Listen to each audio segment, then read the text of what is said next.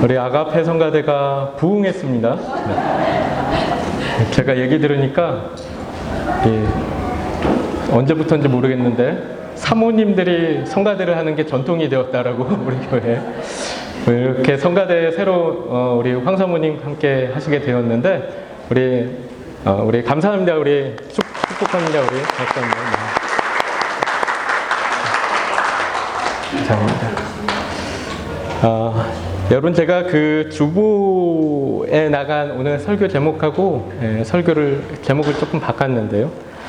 신앙의 롤모델이라는 제목으로 우리 성도님들과 함께 하나님의 말씀을 나누려고 합니다. 여러분, 인생에 롤모델이 있으십니까, 혹시? 여러분, 인생에 롤모델이 있으신 분 계신가요? 네, 자기가 생각하는? 네, 없으신가 보군요, 아무도. 네. 저는 뭐 예수님이라도. 여러분, 제가 인터넷에서 한 기사를 봤더니 그 알리바바 그룹의 회장인 마윈이 자신의 롤모델은 누구냐면 그 영화 포레스트 검프의 포레스트 검프다 이렇게 얘기했다고 하더라고요. 이야기를 들은 기자들이 막 웃었는데요. 마윈은 되게 진지했던 거예요. 진지하게 포레스트 검프는 단순하고 신념이 있고 자신이 하는 일을 좋아하는 사람이었다. 이러면서 자기도 그렇게 살려고 노력한다. 이렇게 얘기했다는 것이죠. 여러분, 우리가 인생의 롤모델을 가지고 있는 것이요. 우리에게 많은 유익이 될 수가 있습니다. 그렇죠? 저 또한 제가 특히 사역을 하면서 가지고 있는 롤모델들이 있는데 한 분이 아니고 여러 분을 이렇게 생각하는데 그래서 어떤 사역을 할 때마다 나도 모르게 생각하게 되고 따라하게 되고 말투도 따라하게 되고 그런 분들이 있는데요. 그래서 뭐 이런 상황에는 뭐 이런 분을 따라하고 이런 상황에는 이런 분을 생각하고 이렇게 하는 분들이 있는데요. 여러분, 그런데 오늘은 제가 이 성경 가운데서 한 명의 롤모델을 소개시켜 드리려고 합니다. 여러분, 누굴까요? 오늘 본문에 나온 아브라함에 대한 이야기입니다. 오늘 본문 내용은 여러분 우리가 다 읽어서 아시겠지만 처음부터 끝까지 다 아브라함에 대한 이야기입니다. 아브라함에 대한 이야기. 여러분, 그래서 우리가 이 아브라함을 통해서 이 아브라함을 우리의 어떤 신앙의 롤모델로 삼을지 그런 어떤 내용들을 함께 나눌 건데요. 여러분, 그런데 실은 오늘 말씀 가운데 사도 바울이 아브라함 말고도 한 명 더 언급하는 사람이 있습니다. 누군지 아십니까? 6절부터 8절까지만 잠깐 등장하는데요. 바로 다윗입니다. 다윗 또한 오늘 본문에 등장하고 있는데, 그래서 오늘 본문에서 아브라함은 주연인 것 같고 다윗은 조연으로 이렇게 등장하고 있는 것 같습니다. 여러분, 그런데 사도 바울이 이 말씀에서 지금 로마서에서 이 로마서 4장에서 아브라함과 다윗을 특별히 출연시키고 있는 이유가 있습니다. 여러분, 그런데 그 이유는 바울이 바로 그 앞장에서 3장에서 이야기하고 있던 믿음으로 의롭게 된다는 그 이신칭의의 교리에 대한 성경적인 근거를 제시하려고 하는 거예요. 여러분, 그래서 사도 바울이 이 로마서 3장에서 하고 있는 이야기가 그냥 뭐 아무 데서나 느닷없이 그냥 튀어나온 이야기가 아니고 바로 구약의 말씀에 근거한 말씀이라는 것을 설명하고 있다는 것이죠. 여러분, 게다가 아브라함과 다윗은요, 우리가 잘 알고 있지만 구약을 대표하는 인물이잖아요. 그렇죠? 아브라함 같은 경우는 이스라엘의 민족의 시조라고 할 수 있는 사람이고 또한 믿음의 조상이라고 불리는 그런 사람이죠. 여러분, 게다가 다윗은 이스라엘 민족에게 있어서 가장 위대한 통치자로 그렇게 평가를 받고 있는 인물 아닙니까? 그래서 한국으로 치면 세종대왕 같은 인물인 것이죠. 여러분, 그런데 사도 바울의 이 이신칭의 교리를 뒷받침하는 데 있어서 이 아브라함의 이야기를 언급하고 또 다윗의 말을 언급한다면 여러분, 유대인들에게 있어서는 할 말 다 한 거예요. 그렇죠? 더 이상 다른 말이 필요가 없다는 것이죠.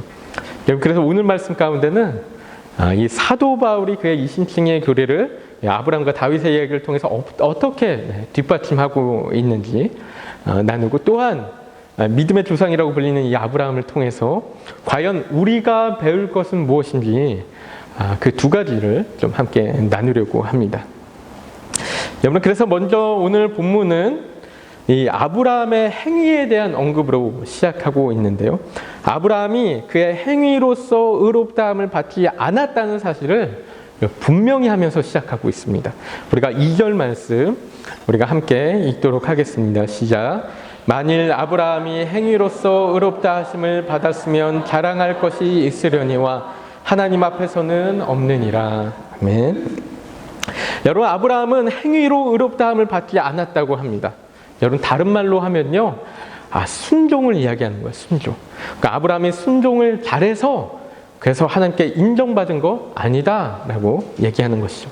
여러분, 그렇다면 아브라함은 어떻게 의롭게 되었는가? 4절 말씀이 이야기하고 있는데요. 우리가 4절 말씀 읽겠습니다. 시작. 성경이 무엇을 말하느냐? 아브라함이 하나님을 믿음에 그것이 그에게 의로 여겨진 바 되었느니라. 아멘. 여러분, 아브라함은요, 그냥 하나님을 믿기만 했는데 하나님은 그것을 아브라함의 의로 여기셨다라는 거예요. 그렇죠? 여러분, 이 말씀은요, 실은 이제 창세기 15장에 나오는 말씀인데요. 창세기 15장 6절 말씀입니다. 우리 함께 읽어보겠습니다. 시작. 아브라함이 여호와를 믿으니 여호와께서 이를 그의 의로 여기시고. 여러분, 이 말씀은 실은 이게 언제 나온 말씀이냐면요. 하나님께서 아브라함을 이렇게 데리고 나가서 하늘의 별들 보여주시면서 하늘의 수많은 별들처럼 많은 자손을 주실 거다 이렇게 약속했을 때, 그때 이제 그 이후의 말씀이었어요. 여러분, 아브라함은 75세 나이로 부르심을 받았습니다. 창세기 12장에서. 그리고 창세기 16장에 가면 이스마엘이 태어나는데, 이스마엘이 태어날 때가 86세일 때였습니다. 성경이 기록하고 있는 것입니다. 그래서 지금 이 창세기 15장에서의 나이는 대충 한 80대 초반이나 80세 중반 정도 그 사이가 될 거라고 우리가 생각할 수 있는데, 여러분, 이때 아브라함에게 자식이 있었습니까? 자녀가 있었습니까? 자녀가 없었죠. 그렇죠? 아브라함은 자녀가 한 명도 없었습니다. 여러분, 그래서 아브라함은 당시 자신의 상속자로 자기가 가장 신뢰하던 엘리에셀을 자신의 상속자로 세우려고 생각하고 있었습니다. 여러분, 그런데 그때 하나님이 이런 약속 주신 거예요. 너희 자손이 하늘의 별들과 같이 많아질 거다. 그렇게 내가 약속한다. 이렇게 말씀하신 거죠. 여러분, 이 이야기를 아브라함이 믿을 수 있어요? 할아버지인데 믿을 수 있어요? 여러분, 그런데 아브라함이 그런 상황에서 하나님을 믿었다는 거예요. 그랬더니 하나님은 그것을 그의 의로 여기셨다라고 이야기하고 있는 것이죠. 여러분, 아브라함에게 순종이란 어떤 행위가 있었습니까? 없었습니까? 없었어요. 그냥 믿겠다라고 고백한 것 뿐이었어요.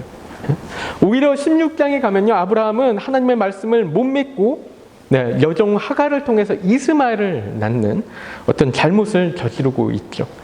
이게 아브라함이 하나님을 믿지 않았다고 얘기할 수는 없지만, 여러분, 아브라함은 뭔가 사람의 방식으로 생각했던 것이죠. 그렇죠? 이렇게 해서 하나님의 뜻이 이루어지는 것 아닐까 하고 뭔가 인간적인 생각으로 머리를 굴려본 거예요. 그렇죠? 그래서 하나님의 시각으로 보면 이게 제대로 된 믿음이 아니었을 것입니다. 올바른 어떤 믿음의 모습이 아니었죠. 여러분, 그런데도 하나님은 그 믿음을 그의 의로 여기셨다라는 거예요. 여러분, 하나님이 의로 여겨주신 것은 무엇이었는가? 여러분, 아브라함의 순종입니까? 아브라함의 훌륭한 어떤 믿음입니까? 여러분, 그게 아니라는 거죠. 하나님의 말씀에 대한 믿음이었다는 거, 하나님의 약속에 대한 믿음. 여러분, 그 사람의 상태가 어떻든지 상관없이 약속을 주시는 하나님이 어떤 하나님인가? 여러분, 때로는 그 사람 자체는 엉망일 수 있어요. 인격도 엉망이고 성품도 엉망이고 믿음도 약하고 그럴 수 있는데, 여러분, 아브라함이 실제 그렇잖아요. 자기 아내 막 팔아넘기고 막 그랬잖아요. 근데 그 사람이 그저 하나님을 믿는다고 고백하니까 그 사람의 상태와 상관없이 그 사람을 통해서 하나님의 역사들을 이루어 가신다는, 그 사람을 다루기 시작한다는 거예요. 그렇죠? 여러분, 그리고 거기서 이어서 여러분, 바울이 그 이야기를 이어서 한 가지 비유를 또 이야기하고 있는데, 우리가 4절과 5절 말씀 우리 함께 읽도록 하겠습니다. 시작. 일하는 자에게는 그 삭시 은혜로 여겨지지 아니하고 보수로 여겨지거니와 이를 아니할지라도 경건하지 아니한 자를 의롭다 하시는 이를 믿는 자에게는 그의 믿음을 의로 여기시냐니. 아멘. 여러분 그 사도 바울이 또 이어서 계속해서 이야기하고 있는 부분들이요. 이런 비유를 드는 거예요. 직장에서 일을 하고 월급을 받아가는데 그것을 은혜로 여길 사람이 있겠느냐? 없다는 당연히 받는 거지. 없다라는. 그런데 일을 하나도 안 했는데 여러분 월말이 되니까 월급이 나와요. 여러분 그럼 얼마나 좋겠습니까, 여러분? 너무 좋겠잖아요. 여러분 그런 거예요. 그럼 막 회사에 뭐 사장님한테 감사합니다 막 절을 하겠죠. 이런 이야기를 하는 거죠. 여러분 그런데 구약에서 이렇게 일한 것 없이 하나님께 의로 여기심을 받은 사람이 있다라고 얘기를 하고 있어요. 그러면서 이제 또 언급하고 있는 사람이 바로 다윗 이야기를 하고 있는 것이죠. 우리가 6절부터 8절까지 말씀 함께 읽어보겠습니다. 시작. 일한 것 없이 하나님께 의로 여기심을 받는 사람의 복에 대하여 다윗이 말한 바 불법이 사함을 받고 죄가 가려짐을 받는 사람들은 복이 있고 주께서 그 죄를 인정하지 아니하실 사람은 복이 있도다 함과 같으니라. 아멘. 여러분 이 말씀은 사도 바울의 시편 32편 말씀을 인용한 것인데요. 여러분 시편 32편 말씀은 이 밧세바 사건과 관련된 다윗의 대표적인 회개시 중 하나인데요. 다윗이 밧세바와 간음한 뒤에 이 나단 선지자의 질책을 받고 그리고 죄를 깨달으면서 회개하면서 쓴 시 중에 하나라는 것인데요. 여러분 그런데 이 말씀의 골자는 이것입니다. 다윗이 자신의 죄를 깨끗이 씻고 하나님께 나가서 그래서 하나님께 인정받은 것이 아니라는 거예요. 하나님께 용서받은 거 아니라는 거고 하나님께서 일방적으로 다윗의 죄를 눈감아 주셨다라는 것이죠. 여러분 이 말씀을 배경 말씀을 좀 보면은요. 사무엘하 11장에 나오는 말씀인데요. 12장에 가면은 이제 다윗이 자신의 죄를 깨닫고 회개하는 장면이 나와요. 근데 이런 말씀이 나옵니다. 우리 사무엘하 12장 13절 말씀 읽겠습니다. 시작. 다윗이 나단에게 이르되 내가 여호와께 죄를 범하였노라 하매 나단이 다윗에게 말하되 여호와께서도 당신의 죄를 사하셨나니. 여러분 다윗이 자신의 죄를 깨닫고 자신의 죄를 고백해요. 내가 여호와께 죄를 범하였노라. 이렇게 고백했더니요. 나단 선지자가 곧바로 하는 이야기가 여호와께서도 당신의 죄를 사하셨나니 그러고 있는 거예요. 그렇죠? 이렇게 이야기하는 거예요. 자신의 죄를 고백하는 그 한마디에 여러분 하나님께서 그의 죄를 용서해 주셨다는 거예요. 그렇죠? 여러분 시편 30편 5절에도 이 다윗의 고백이 나오는데요. 우리가 함께 읽겠습니다. 시작. 내가 이르기를 내 허물을 여호와께 자복하리라 하고 주께 내 죄를 아뢰고 내 죄악을 숨기지 아니하였더니 곧 주께서 내 죄악을 사하셨나이다. 다윗이 자신의 죄를 숨기지 않고 고백했더니 하나님께서 곧 바로 그의 죄를 용서해 주셨다라고 이야기하고 있는 거예요. 그렇죠? 여러분 이 말씀을 이렇게 사도 바울이 이야기하고 있는 거예요. 언급하고 있다는 것이죠. 여러분 생각해 보면 다윗이 당시에 얼마나 큰 하나님의 은혜를 느꼈을까요? 여러분 그래서 바울이 인용한 시편 30편 1절 2절 말씀을 다시 한번 좀 보면 영어로 보면 NASB 버전으로 보면 이렇게 이야기합니다. How blessed is he whose transgression is forgiven. How blessed is the man to whom the Lord does not impute iniquity. 그러니까 얼마나 복이 있는가 그의 허물이 사함을 받은 사람이 얼마나 복이 있는가 하나님께 정죄를 당하지 않는 사람이 이렇게 얘기하는 거예요. 이게 얼마나 큰 복인가 이게 얼마나 큰 은혜인가 바울이 감탄하면서 다윗이 감탄하면서 감동해서 이렇게 쓰고 있는 거예요. 얼마나 큰 은혜인가 얼마나 큰 복인가. 여러분 우리가 이 사실을 알아야 됩니다. 우리가 이 이신칭의에 대한 그 이야기를 계속해서 하고 있는데 우리가 믿음으로 우리의 죄를 용서받은 거는요. 우리가 회개하고 믿겠다는 말 한마디에 정결해졌다는 거.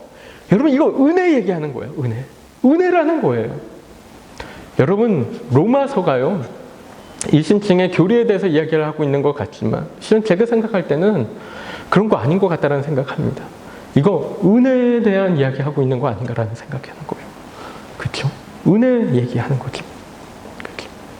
여러분, 우리가 이 은혜를 생각해야 된다는 거예요.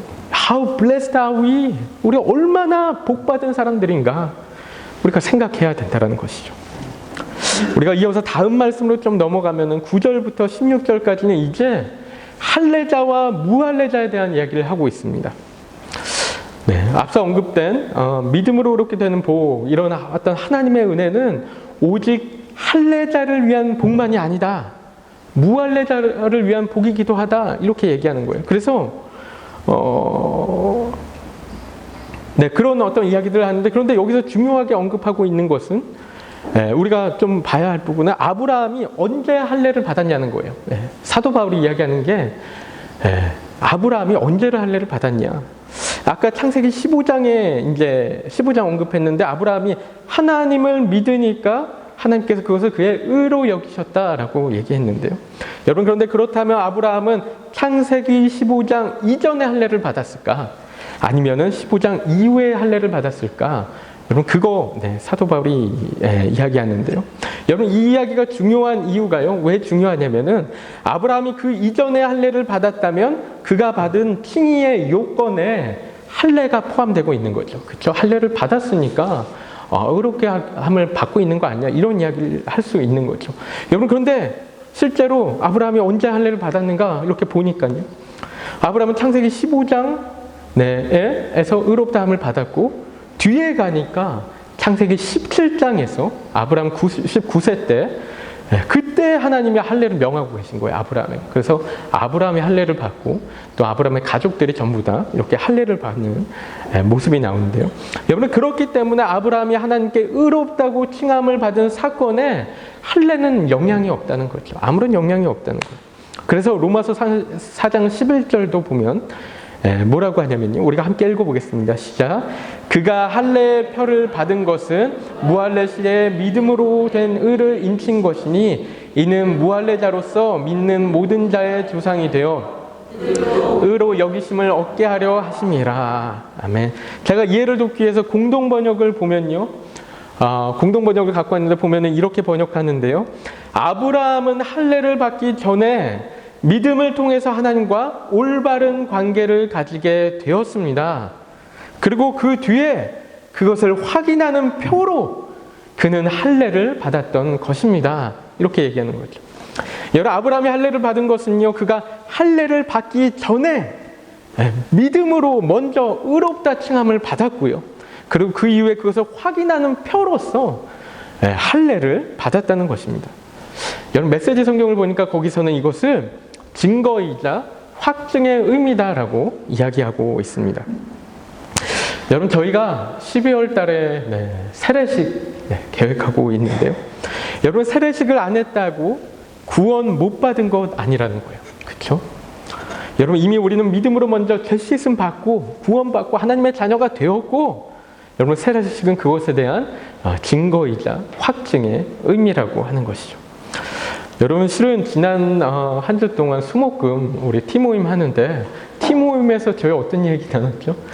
세례식 얘기, 세례 주제로 같이 이야기했어요. 그런데 이렇게 같은 내용으로 이렇게 가고 있는 것이 제가 마음 가운데 되게 신기했고, 감사하고, 여러분, 이거 절대로 제가 일부러 맞힌 게 아니었습니다.